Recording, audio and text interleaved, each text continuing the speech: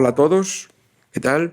Soy el doctor Manuel Barreiro de Santiago de Compostela y tengo la suerte de poder, pues hacer este pequeño podcast, entrevista sobre un tema tan interesante como es el Treat to Target, tan actual, y contamos con el doctor Francisco Rodríguez Moranta de Belviche. Buenas tardes, buenos días. Buenos días, Manu. Buenos días. Y contamos con el doctor Paco Mesonero del Hospital Ramón y Cajal. ¿Qué tal? ¿Cómo estás? Muy buenas, Manu. ¿Qué tal? Bueno, pues yo quiero hacer una pregunta para empezar el podcast, un poco para que todos sepamos, ¿no? Francisco, por ejemplo, ¿qué es el Treat to Target, ¿no? ¿Qué consideramos que es el Treat to Target? Y un poco en general, pero sobre todo para enfermedad inflamatoria intestinal, que es un poco lo que nos interesa. Pues mira, el Treat to Target nace del conocimiento de que hay una mala relación entre la clínica, el resolver la clínica y el pronóstico del paciente. Es decir, pacientes que consiguen una resolución de los síntomas y si siguen teniendo actividad en la enfermedad, demostrada no por clínica, sino por marcadores más objetivos, esa actividad persistente se asocia, se relaciona con peor pronóstico de la enfermedad. Entonces, Treat to Target, en realidad, lo único que implica o lo que supone, a grandes rasgos, es tomar decisiones terapéuticas no basadas en la clínica, sino basadas en datos objetivos de actividad de la mucosa. ¿Y qué limitaciones, Paco, piensas que podemos tener? La principal limitación es que si lo tomamos un poco a pies juntillas y lo aplicamos sin mucho sentido, con falta de sentido común a todos los individuos en todos los escenarios, pues podemos fracasar y nos podemos frustrar como médicos agotando líneas de tratamiento y perdiendo un poco lo que es el paciente y el centro. Entonces yo creo que es importante hacerlo con crítica para obtener el mejor resultado en cada paciente y no aplicarlo de forma generalizada e indiscriminada. Probablemente los objetivos que nos plantean los Treat to Target, que es normalización de biomarcadores o curación de la mucosa o de la histología, pues tienen limitaciones que no son herramientas perfectas ni debemos fundamentarlas sólidamente porque hay una falta de evidencia como para apostarlo todo por conseguir esos objetivos. Y yo quería preguntaros, primero a Francisco, luego a Paco, porque el gran target, yo creo que el gran avance, pues hace unos años fue que hemos pasado de la clínica a la curación mucosa, tanto en colitis como en Crohn. Un poco vuestra opinión, si la curación mucosa es ya un target hoy en día, si todavía nos falta, o un poco de vuestra opinión personal, ¿no?, sobre el tema. Claro, lo primero que supimos es que la curación mucosa es indudablemente un marcador pronóstico, un marcador de buen pronóstico, y esto es innegable. Entonces, los pacientes que alcanzan la curación mucosa, estos tienen mejor pronóstico en cualquier indicador que tú quieras, riesgo de recidiva, clínica, hospitalización, cirugía, cualquier otra cosa. Es verdad que es distinto el valor pronóstico de la curación mucosa a perseguir la curación mucosa como objetivo, que esto es un concepto completamente diferente. Es lógico que cuando se han estructurado estrategias de Treat to Target se dirijan a demostrar curación mucosa porque es el objetivo que mejor tenemos demostrado que se asocie a factores de buen pronóstico. Las limitaciones, seguro que Paco tiene ganas, tiene muchas ganas de mencionarlas, pero el motivo es este, es el mejor marcador en cuanto a conocimiento. Otra cosa es que sea el mejor marcador a perseguir en cada uno de nuestros pacientes, que esto es distinto.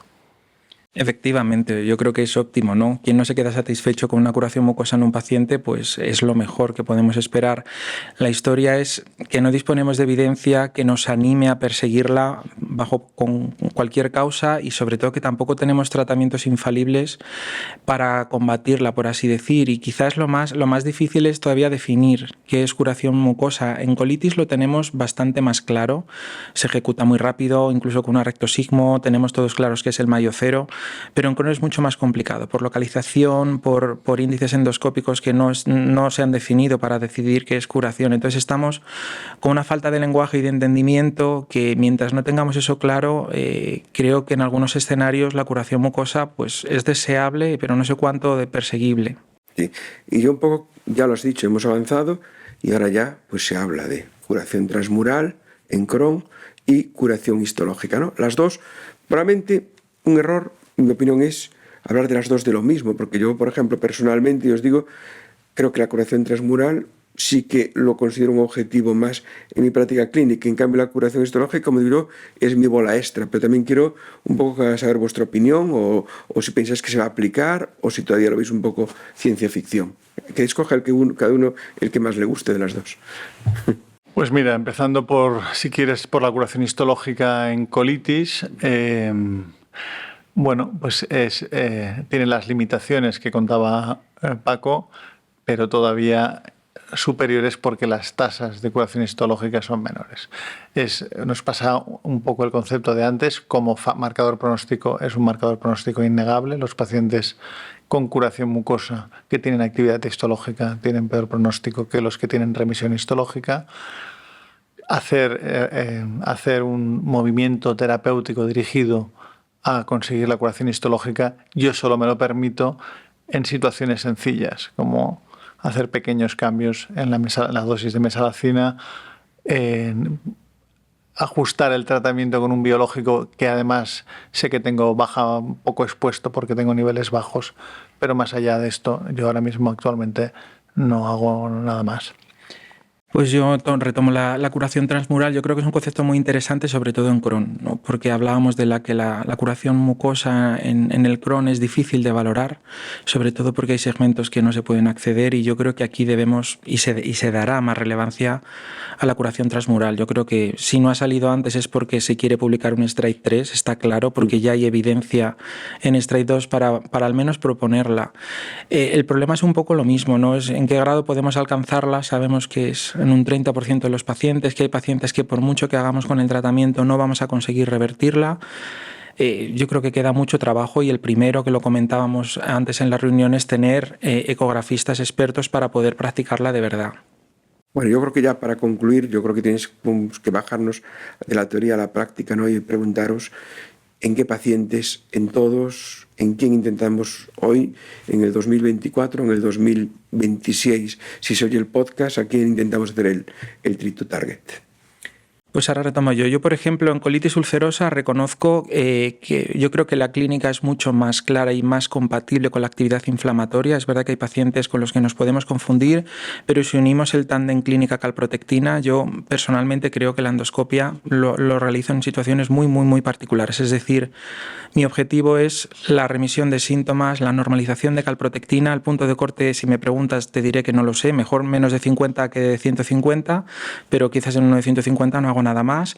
Y la restauración de la calidad de vida, que en la colitis también está comprometida. En la enfermedad de Crohn es mucho más difícil, y yo aquí reconozco que probablemente con muchos menos pacientes me propongo un treat to target, porque son pacientes generalmente muy evolucionados con un daño intestinal, más difíciles de tratar, y a veces me conformo con una normalización de la calidad de vida y no me meto en más historia. Pues mira, yo, enganchando con lo que has dicho de la colitis ulcerosa, tú haces treat to target. Quiere decir que, sí, lo confieso. Esto es treat to target. De hecho, aspirar a una calpro de menos de 50 es volver a la curación histológica. O sea, una calprotectina de menos de 50 te da una tranquilidad de que la enfermedad está completamente controlada, ¿no?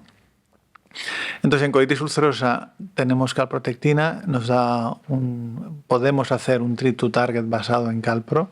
El decidir hacer o no una colonoscopia, esto puede ir un poco a disponibilidad, a las ganas que tenga un paciente, pero es un treat to target clásico. Y en el Crohn yo creo que como mínimo, yo creo que nos tenemos que plantear qué tipo de paciente tenemos. Claramente es un paciente que va evolucionando a lo largo de los años.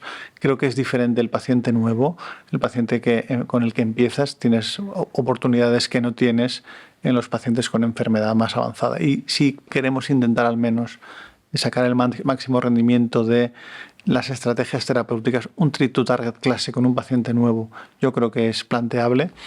A la hora de decir cuál es tu target, que esto es distinto, no sé si es la curación mucosa el target, pero a mí por lo menos el demostrar mejoría de la situación previa sí que es una cosa que me planteo. Por ejemplo, me costaría cambiar un tratamiento que hace entrar en remisión a un paciente y mejorar la endoscopia. Ese tratamiento, aunque no consigas curación mucosa, y no me voy a poner a hablar de qué clasificación o qué nivel de curación mucosa, un fármaco que responde y cicatriza, aunque sea parcialmente, las lesiones, para mí puede ser un buen target. Bueno, pues gracias a los dos por ser tan claros y bueno, pues nos veremos en un futuro, a lo mejor hablando de Strike 3, Strike 4 o de los nuevos targets que la molecular, la genética y bueno, la remisión psicológica, o sea que tendremos nuevos targets y sin nada, bueno, pues cortamos el podcast. Muchas gracias, Muchas gracias, Manu.